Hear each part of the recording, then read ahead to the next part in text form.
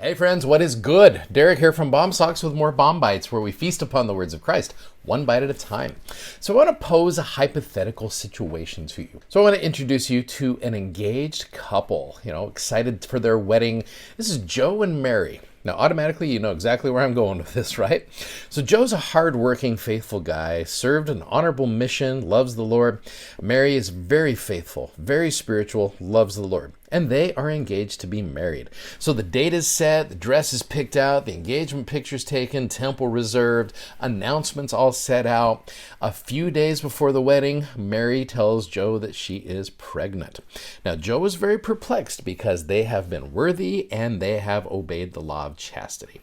So you think about the situation and you're just like, that would be a rough situation. But welcome to the book of Matthew chapter 1. After you go through all of that lineage, and again, I pointed out to you yesterday that Matthew, in showing the importance of the connection of Jesus Christ to the Old Testament, goes through 17 verses of lineage, which also includes Joseph and Mary. Now, you put yourself in this situation right here. Brethren, especially, how would you respond to this? You find that you're engaged to this girl, you guys love each other, things are great, and she's pregnant, and you know that you are not the father. That's a rough situation to be in. So when you get into the book of Matthew, especially just these last verses, about 18 to 25, this is basically all we have with regards to Joseph. There's not a lot else out there. You got 90% of your understanding of Joseph right here. So there's got to be some significance to these verses right here. So one of the things I would do if I were studying through this, and you can do this with your family as well, is you would just take these last few verses, about 18 to 25. You could look for them and highlight basically how did Joseph respond to this very similar situation, which again, I created through their understanding of who Joseph and Mary are. What are some qualities of Joseph that you see could help him through this difficult situation? So if you were to study it that way, you would see all kinds of great things. So one of the verses I would focus on as you go down to verse number 19. It talks about Joseph, her husband, being a just man, not willing to make her a public example, was minded to put her away privily. Now, the footnote there, if you go down to was minded to put her away privily, you click on it, and it just said desired to release or divorce her secretly. Law of Moses allowed you to do that. But also, if you got a woman who apparently it seems like she is pregnant from some other guy, she's also worthy of being stoned, right? And so here's Joseph trying to figure this out.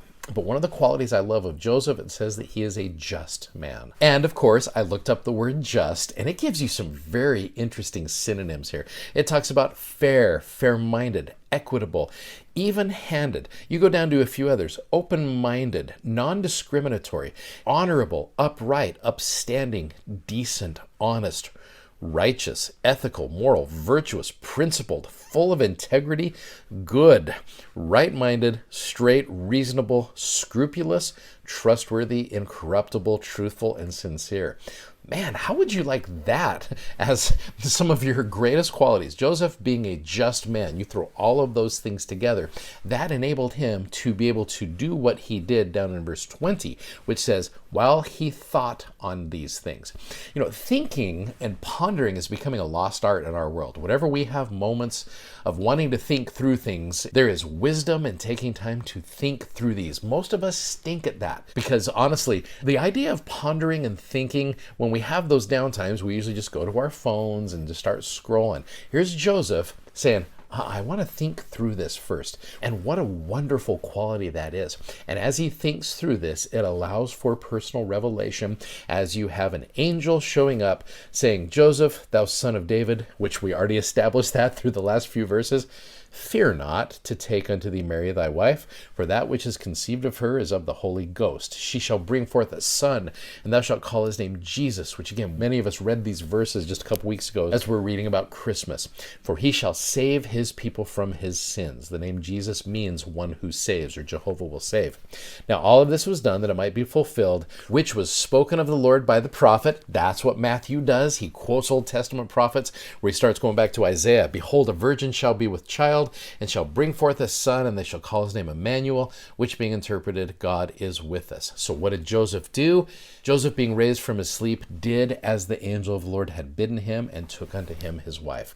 I love that. So that shows you a little bit about Joseph. When you take time as an honorable, full of integrity type of person to really start thinking things through. It allows for personal revelation, which then allows you to be obedient to what the Lord has asked you to do. You know, you look at Mary, who we'll talk about later tomorrow, is described as blessed art thou among women. I like to think of Joseph as blessed art thou among men. If you are going to be married to the greatest woman who has ever lived, then you got to be a pretty righteous man, who I think is the perfect complement to Mary. And I love what we learn about Joseph here, and I'm grateful for these verses that help me want to be a better person as I read about them.